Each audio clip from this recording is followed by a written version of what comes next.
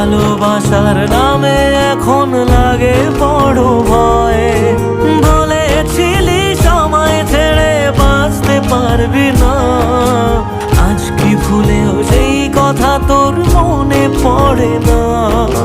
বাসলে ভালো কেউ কি এমন পাষাণ হয়ে যায় যে নিজের সুখে মনের মানুষটাকেই মেরে যায়? হায় রে বোকা মন আমার, শুনলি না বারণ, আবার প্রেমে মজলি রে তুই কেন? কারণ প্রিয়া